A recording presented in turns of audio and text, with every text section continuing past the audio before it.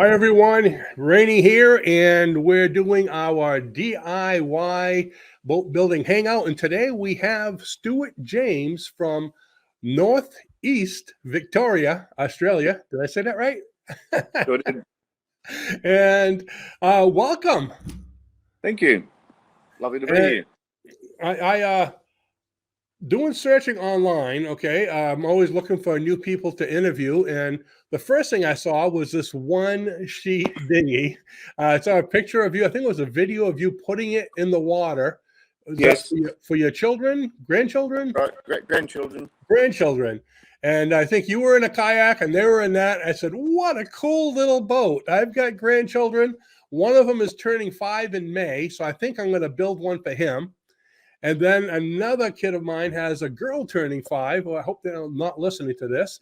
And I said, well, gee, why don't I start building them all little boats, you know? And so I said, this is a great idea. I got to interview, find out about it. And then today, I actually found this. Let's see if I can put it on and look at that. I found this, and there was a note with it saying, I think I have too many boats. And one person in the comments was saying, I think it's an addiction.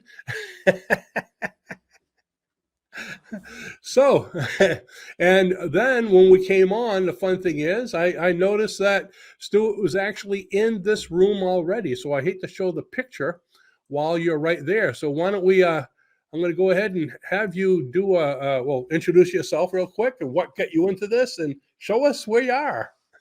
Thanks, Randy. Look, I'm Stuart. I'm a retired or semi-retired design and technology teacher, and my background was automotive and engineering, but the woodwork shop was always fascinating, and this has been a bit of a late life addiction, if you like, or change of track. So one of the blokes I used to work with built those one-sheet dinghies with his year 9 or 10 students, and then it began. That one was built with and for my grandson about 5 or 6 years ago, and that's just a classic one-sheet dinghy. A little bit of detail there. We got a bit carried away with some of the finer detail of the breast hooks, a nice lamination of. Whoops, where are we? See, I'm going to try to see if I can get you more on the screen here. Let's see how I can figure this out here. There. There we go. So, yeah, a little bit of detail there with Jarrah and mountain ash, innels and outles, or gunnels, if you like, to give it a bit of extra strength, and then just some cheap oars with plastic paddles for the moment, but I put leathers on them rather than rubbers, which are there, and made the, where are we? I'll get a better angle on that. Nice little brass pads on. Nice work. Just a little bit of touch of class, just to smarten things up a little bit. So that one was very successful. We launched that, and then his little sister said to me, "Hey, Pop, can we build a boat too?" So, yeah, okay. So number 2 came along, and that's the one you had the video of on the launch. That's it there. That was a Christmas project. I think I started drawing that just before Christmas, and that's about 10 days from drawing to floating. So that came up all right. And then little brother said, "Hey, Pop, can we go out after tea and make one as well?" I said, "Hey, Lucas, it's a bit more work than that." But anyway, that's it there. Next time, they live up in Brisbane. Next time they come down, he can paint that one, and we'll go out the lake again and have a bit of a paddle. So, in between all that. Stuart, hold on one second. I wanted to ask, you're coming out really garbled. Are you using a microphone or just the mic right from the iPad? Just the microphone on the iPad. No, I'm a bit croaky this morning. Oh no! As you when it was still, it was coming out nice and clear. But as you're walking around, it's very, very garbly. I didn't know if there was something Okay, all right, going on with the mic. But yeah, we'll put it back full screen again. Is that any better? Yeah, actually, it was. Very good. And then we've been to Hobart a couple of times for the big wooden boat festival down there, and came home with a set of plans for 14-foot canoe a couple of years back. So that was the winter project during lockdown in 2020. Finished that one, and then went looking for another project. So took on that one, which is a Doug Highland 13-foot beach P, and it's about ready to turn over.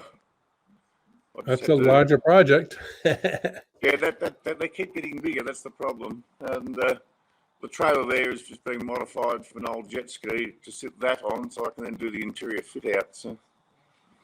And while we're in Tasmania, we picked up some Tasmanian timber. There's no human pine in that, but there's King Billy pine, which is the bulk of the ore, with some jarrah strips just for combination of strength and a bit of highlight. So the trick now is to make another one that looks vaguely the same as the first one.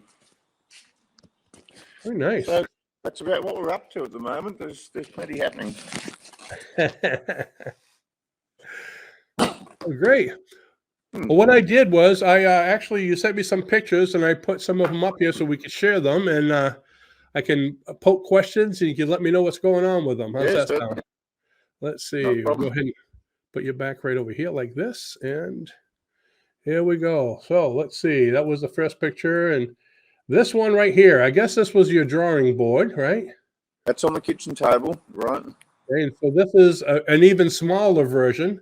Instead of a one-sheet plywood, this is a one-sheet paper boat.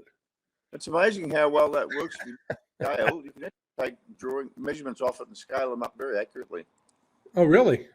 It worked very well. Then I made another paper one twice as big, and that made the job easier again. Yeah, yeah. Now, I guess a sheet of paper would pretty much be the same as a plywood, isn't it? Look, it's art paper. It's that thicker cartridge paper. It's quite good to work with. Yeah. Okay. They're drawn to scale. Yeah, all on, I think it was inch to the foot. Yeah. Roughly, originally. There we go. That's it. What do we got here? This is the first one-sheet plywood boat you did, right? That's the second one. That's the mauvey coloured one. Okay. They're all very similar. The second one is slightly bigger than a full-size one sheet, and the third one I made a bit narrower because at this stage they're paddling them with a kayak paddle, and that one's a bit too wide to reach over for a child. So this one's too wide. Okay. Yeah, we made it probably 50 millimeters narrower at the bottom, and then stood the sides up a little bit straighter, so it's easier to paddle in. So now this is a flat bottom then. Yes, right? Flat bottom. So that should be pretty sturdy for a child then. Pretty stable. Yes, it is. A little bit of a rocker in it and a hardwood keel underneath it, or a skeg if you like, just to make it a bit stronger again. I'll go for a walk and show you. Yeah. You can never have enough clamps. No, I never have enough clamps. So yeah, there's just a bit of a hardwood keel underneath it. There's no skeg as such. Yeah. That just means they can stand up and unlikely to bust through the bottom of the boat, I guess. Have you actually gotten in it yourself? Yes, I've been in all of them, and I'm only about 75 kilos, but my son is 85 kilos, and he and one child can go in the other little mauve one, and it's still got about 150 millimeters of freeboard, I think. So I did a quick calculation on its volume. I think it's got about 100 kilos of buoyancy. All right. So this is where you're basically spreading it out before you put in the spreader before you put in the transom. Yes. You screw the stem on first, and it sits out there in a big V shape. Then put a bit of rope or strap on the back and pull it round, and put the center frame in, and then just a matter of put the transom in. The transom is interesting because there's nothing square. Every edge is on an angle. Mm-hmm. Of course, the top's got a bevel to it and a curve, so that's probably the most difficult part of the job. Once that's done, the rest of it comes together very easily. Now, how long does it take you to put one together? Look, the first one probably took the original one took some time. The second one, the little mauve one, that was all up less than 2 weeks off and on. The third one was 2 days. Wow. Okay. From scratch. So you get a bit quick as you go along. You learn a few tricks. Exactly. Let's see what I got here. Now this is checking it for being level. Yes, and checking to make sure it's on center. It's easy to make it go a bit pear-shaped if you're not careful. So that's just making sure that it runs true to center. Okay. Yeah.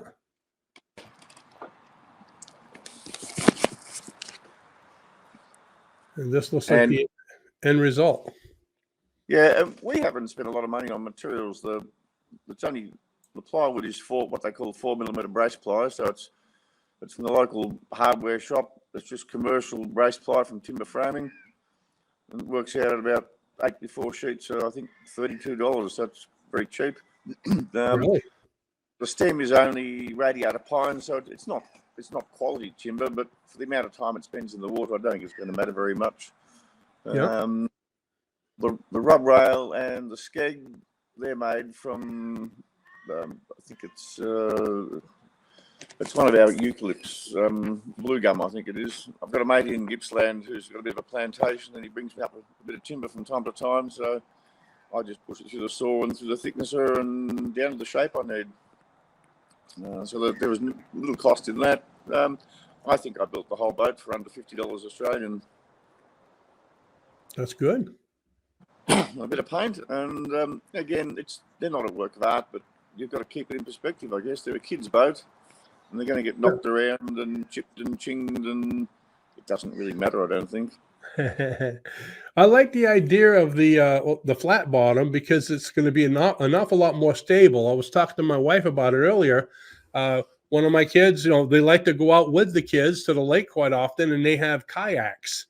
And to keep a 5-year-old in a kayak sitting still, I think I'd rather put them in here by themselves because it'll be less flippy, and you know where they are. No, they're very stable, and as you say, you put a child into something that they've helped build, and they take ownership. The little girl that owns the Moby-coloured one, she became very possessive. We had to work very hard to get her to share it with the others. So it's good. She had everybody walk the plank, huh? Absolutely. Oh, no. It was my boat. Okay, but you can share your boat, can't you? Well, if I must, Bob. And now are these the kid? Is this the one you're talking about over here by the car in the garage? Yeah, I think it is. Yes, the little girl in the background. Yeah, that's her. So that's me with no hat. Mate of mine with the hat, and my daughter. Okay. With the brush, and it's her daughter in the background near the red car. So we had a bit of a team effort to get it painted in a hurry, which was good. That came up well. Yeah. Sped things up. Painting's such a dull job. A few extra hands always helps. Yeah. That looks like a primer you're putting on or something.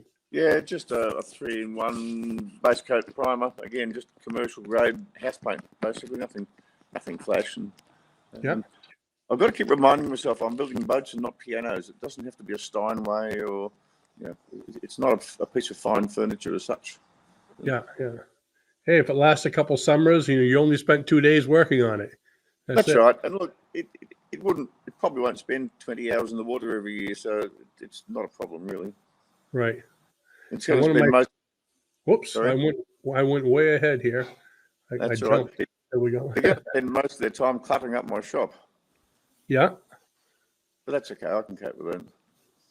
Now, what is the purpose for the big washers? Is there just to not ruin the plywood, or? Yeah, look, I mucked around with different adhesives. Where the stem joins the sheets there, I used liquid nails, which I'm not a big fan of. I probably won't use that again. And the washers were just designed to spread the load out and make sure we had good contact. Oh, okay, that's a good idea. Yeah. Yeah. Once the glue went off, we took those out, and I stopped all the holes with a mixture of thickened epoxy. So. Yeah, I don't think I'd use that one again. Some of the other bits I glued together with the urethane glue, which is water activated, and that was very successful. I think you've got Gorilla Glue over there in the States, haven't you? Yeah, Gorilla Glue. Yeah, I've been using the what do they call that? I just bought 12 of them. Luca, what is that called? The one I got, the 3M. Oh, okay. Loctite. Yeah, the Loctite, 3 times Loctite there.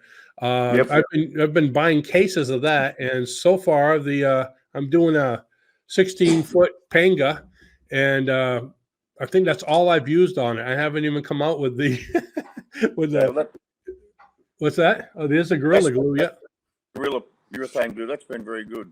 Yeah. water activated ones. There's a lot of different ones that that work well in water. Yes. I know with the glue I'm using, I actually tried a test. One of my videos was a test where I glued a couple 2x4s together, and I tried to separate it the next day, and it would not separate where the glue was. It ripped the wood up. Yeah, the timber out. That's good. That's what you want. Yeah, that's ideal. That's good. However, this morning I went down where I had bent the plywood, half-inch plywood on the frame, and this morning I went down and I unscrewed the screws, and it did let go. So that's what you want. It separated where the glue was. So I have to redo it, I guess. Well, that's a learning curve, I guess.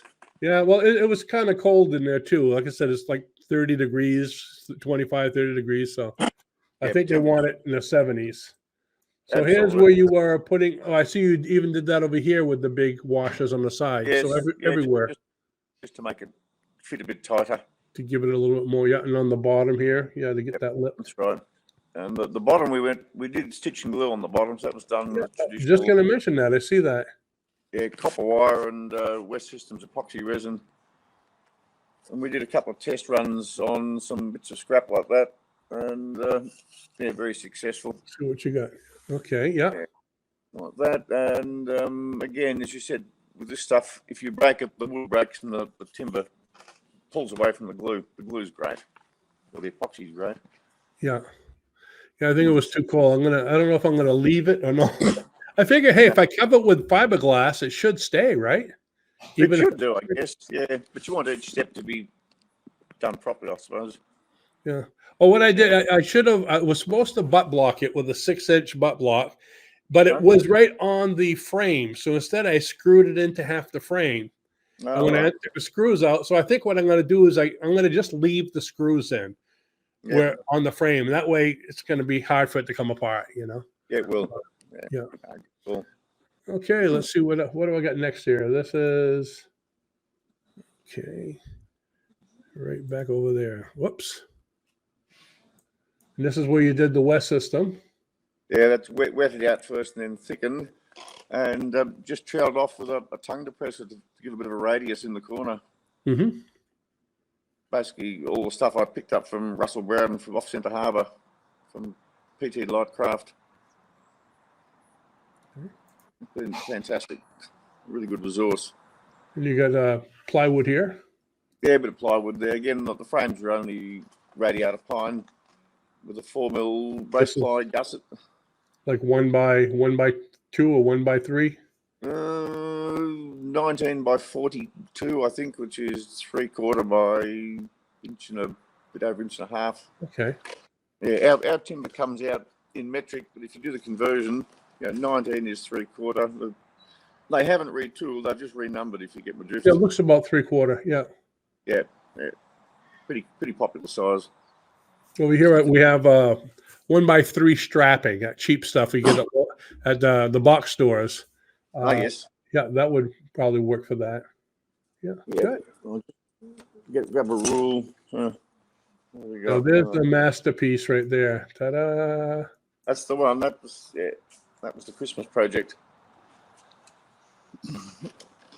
Look, they're cheap and nasty, but they're functional, and it's just been a great project to get the kids out in the shop and get them away from their phones and iPads and doing something useful. Exactly. Yeah, teaches them, and someday they might build a big one and give it to you. Here you go, Grant. Go float away. I'll send them some plans for a 50-footer. That'd be very nice. Hint. Grandpa loves you. Yeah, that's it. Yeah, that's right. But with those newfound skills you've got, this should be lovely, sir. Now this here is just so you can pull them behind the big boat. Yeah, pull them up big boat or just reach out and grab it. And that's simply a piece of 3/8 airline with a bit of what we call Telstra rope. It's the rope that Telstra used to pull telecommunication cables through conduit. And everybody in Australia, just the blue and yellow rope is universally referred to as Telstra rope. Okay, yeah. So, Telstra's our phone company. So I guess you could put something like this in the back also, so they could pull a water skier. Oh boy, you have to row very hard. Get a little electric motor on there. Yeah. And our daughter has a cricket machine, so she did the name for the back of it. Okay. So I've got 7 grandkids. I've now made 3. I've got 4 more to go, I gather. So you got to make a lot of these. yeah, another 4. Yeah. Last winter the project was Admirac chairs, so we built a batch of chairs, 7 of those for the grandkids, and a few others. We ended up making about 16 in the end. Another retired teacher and I spent last winter knocking up chairs in the sheds. And then we got questions, are you making those to sell? Oh, okay. So we sold a few as well, which helped to cut a cost. Yeah, yeah. So, yeah, it's a nice little place to spend some time. Now, this is the part I like best about your boat. When I saw that, I said, wow, that's pretty convenient. You don't need a trailer. You don't need a motor. You just throw it in the back of the car. Now it fits very nice in the back of the car, and if I go and stand next to it, I'm 5'10", and yeah, it's slightly lower than I am, if you like. So they're under 6 foot long. Okay. And I work in a funny world between feet and inches, so I get a bit confused. I'll give you some imperial sizes. Hang on a moment. And the width of it is what is it? 31 inches wide. Okay. And the smaller one, which is this one, it's come back to about 25 inches wide. So hopefully that'll be easier to reach over with a kayak paddle. And yeah, I was just going to say that's the one you use the paddle. Yeah. So this one in the car, then you would use they would use like an oar, well, or a regular canoe paddle. Just a kayak paddle in it, yeah. But it was a big reach. Okay, yeah. That's where you'd want two kids to get in there. Well, you could. It'll carry 2 kids comfortably. I thought it's a bit too narrow to put oars on, but I might have a play with some oars over winter, and they can have a little pair of oars maybe. Yeah. But they'll be very short and very stumpy. So. Okay. We'll see how we go. And I think that's pretty much all we had, which was this is just your shop where you were putting the plywood to piece it out. Yes, the pictures there. The top one's the transom, and the bottom one's the centre frame. Okay. They're just done with a halving joint, and I think I just used PVA glue on those.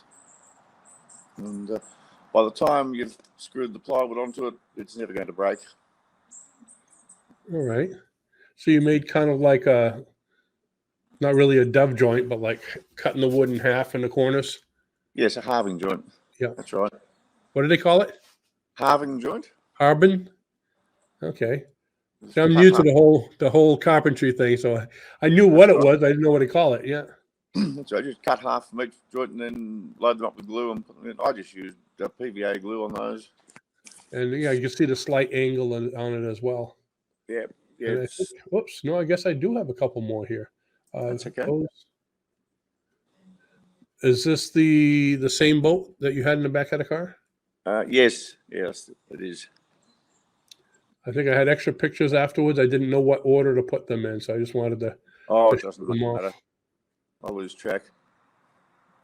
Yeah, I think that's the skinny one. Yeah, it looks a lot, and that's the last picture I have on there. Yeah, that's about all we've done. So that's it. Now, is this? Did you created these yourself? You didn't get them from plans? No, there's a site. There's a group called Duckworks, and Duckworks give you free plans for a one-sheet dinghy, which is the larger of that one in the background there. And all I've done is modify their plans and shorten it up. When you've built one, you never build 2 the same. So you make it a bit shorter, a bit wider, and just muck around with detail, basically. So the original plans didn't include much of a breast hook. They didn't include the quarter knees, and so yeah, you just tweak it to suit, I guess. Okay, so Duckworks is where you go. I didn't know if you sold plans also, or sorry, have you created plans that you sell for any boats or not? No, I'm still a beginner. I'm just learning. Well, I gotta check because I'll send people to you. That's right. No, I'm very much a beginner. I like to have a base plan to work from, and once you get started, then you sort of just do your own thing. So that's good. Okay, so for the wider one, that one there, all you need to do is go to Duckworks, and you'll see the Yes, one sheet Duckworks. plywood there. Yeah, I've dealt with them before. I can send you through a link. If you just Google up Duckworks one sheet dinghy. Yeah. I already have the link. I'll put it in the bottom of the video Okay. in the description for everyone to see. Yeah, And if anyone builds a couple of them, you have to send one here. Yes. Good. I'll put it on camera. No, they're fun job, fun little project. Yeah. Well, wonderful. Well, hey, I appreciate your time. And I just wanted to ask you, you must have some interesting stories from building these. So what's the strangest or most interesting story while building it?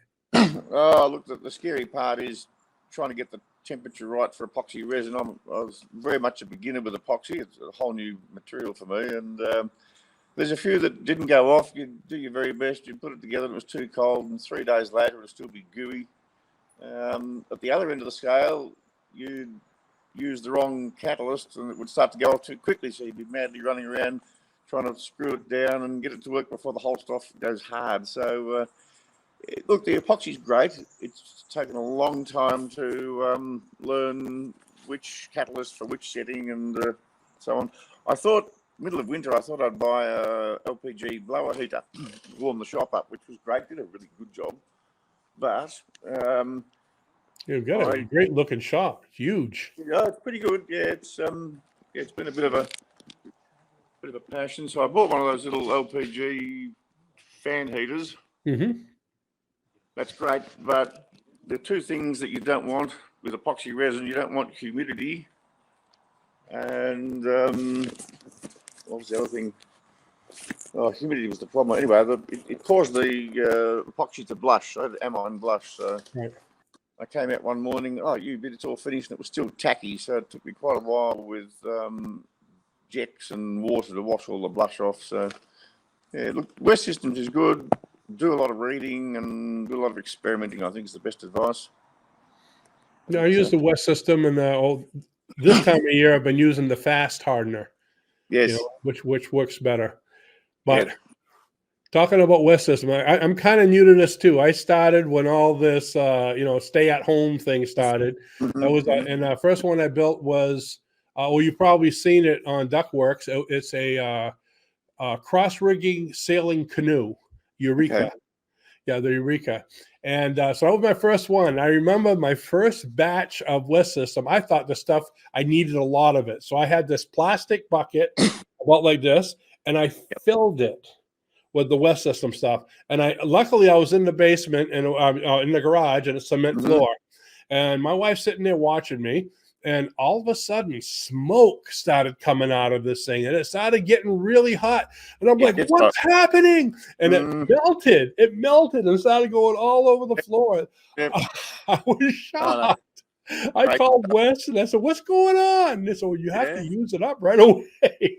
Right. I know it does. It goes, and it starts to get hot in your hand if you're in a cup very quickly. I'm glad I wasn't holding it. I've been collecting disposable coffee mugs, cups everywhere, which are good. I think a couple of the early ones I used must have had styrofoam in them, and of course the styrofoam reacts with the epoxy, and you've got a volcano; it goes ballistic. So wow! I'll have to try that. Oh, don't stand back. It'll overflow like an ice cream cone. Just crazy. Look, it's a good product, but it's taken me a while to learn the tricks. Little bunches, and as soon as I mix it, I put it right in a plastic bag. I put it in a baggie, cut a hole, and I do it like a cake. That works well. Cake frosting. And I've measured up. I mix it by weight. I've just got a little set of kitchen scales. So rather than using pumps, I just measure. No, I've worked out for each seam roughly the quantities, and I just do the ratio of 5 to 1 or 3 to 1, depending which catalyst I'm using, and that's a very economical way to mix it. Just a little set of